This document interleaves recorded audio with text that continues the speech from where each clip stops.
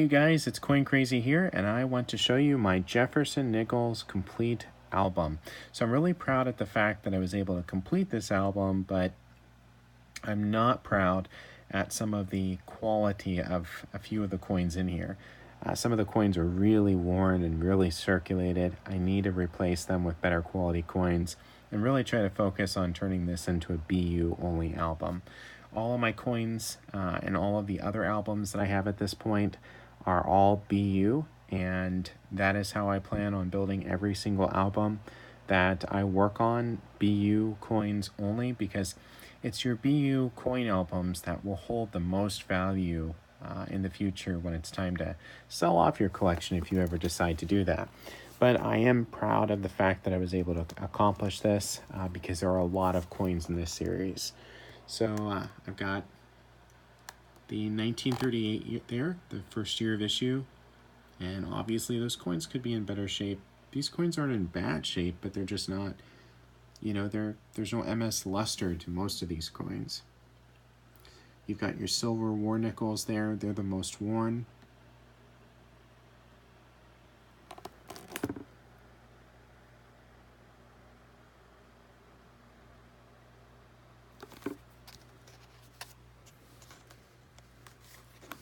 And you can see the backs of some of these.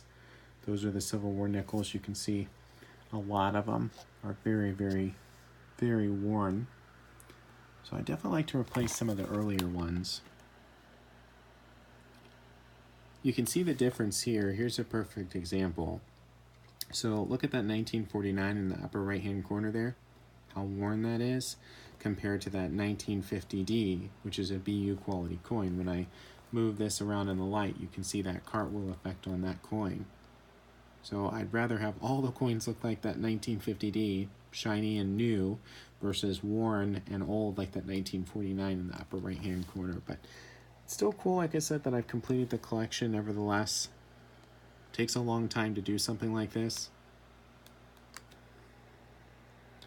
And that 1957D, I want you to really look at that, because that actually came out of a roll of nickels, and I'll show you that roll of nickels. So I actually have two of these rolls. I'm going to put this down for a second. I have a bunch of them right here. They're all BU quality, and they're in that because they originally came in, if I can pull it out here. I might not be able to find it. They originally came in an original bank wrapped roll from the Cleveland Federal Reserve Bank. And I have another one of those original bank wrapped rolls, but I don't know if I can actually find the roll offhand at the moment. I think I've got it stowed away in a really tight spot to get to. I was hoping I could just pull it out. So I opened one of these original bank wrapped rolls. It's behind here. Nope. So I opened one of these original bank wrapped rolls, and all of the coins were BU quality 1957D.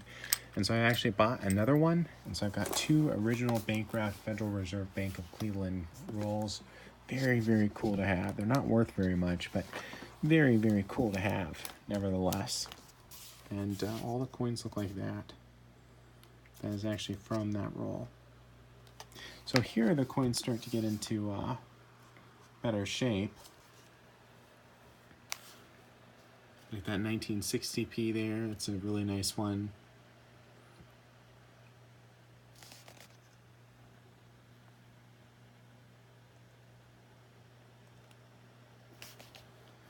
And here you see the missing holes. That's because those are for the proof nickels. And I do have most of the proof nickels because I own all of the proof sets from this point on, but the problem is they're in the proof sets, and I want to break open the proof sets just to complete this collection. So I'll probably, for $40 or $50, pay for the whole run of Jefferson nickel proof nickels, so that way I can fully complete the album, I guess. But I do own all of the S series coins. They're just in the proof sets. It's a nice 1972. And you can tell the ones that are uncirculated and BU quality. I mean, this coin album really does have just a diverse mix of BU quality coins, really worn coins. But you can definitely tell on all of the coins that they're Jefferson nickels. You can clearly see the date and the mint mark. And that is what matters most when you're putting one of these albums together. Obviously, higher quality albums demand more money when it's time to sell them.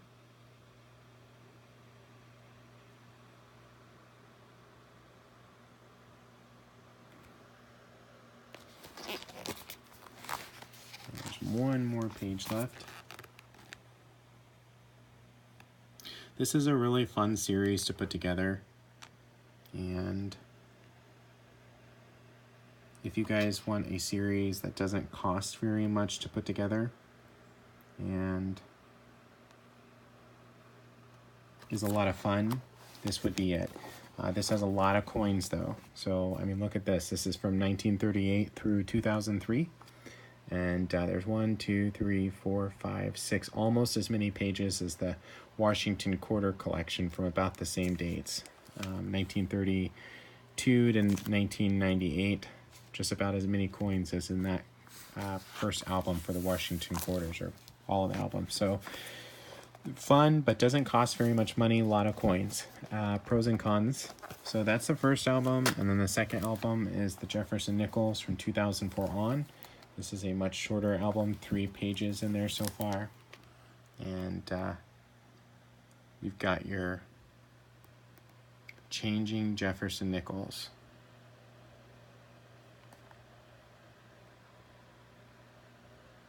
I actually like that look and that look much better than I do the current look. Do not like that version of Jefferson at all.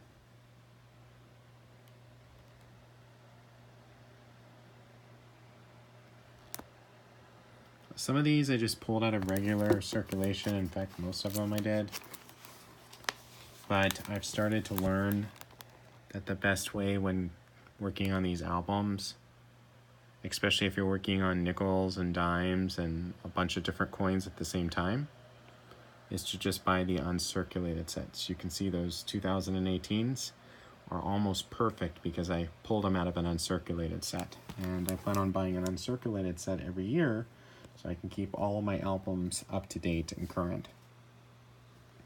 I am missing the 2017P, and I cannot find that anywhere in circulation, nowhere. So I might buy an uncirculated set for 2017, and I always look for it, and I have not come across one in the last 4 or 5 months. Isn't that nuts?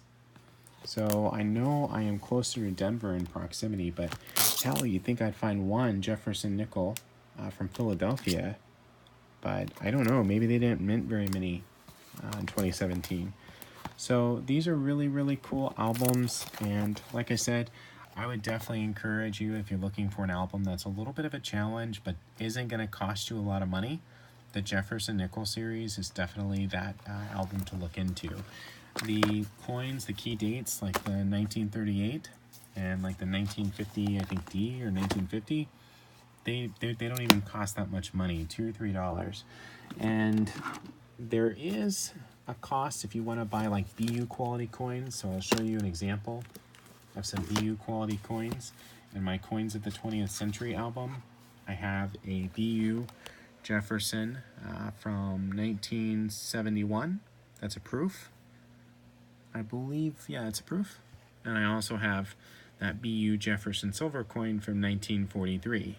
And that Jefferson silver coin from 1943 can easily run anywhere between $12 and $20 for a really nice MS quality coin. So some of the coins can get expensive. It just all depends on quality, but relatively speaking, this is a pretty affordable album to put together, and you should be able to find the coins in great shape for a few dollars if you have to buy them.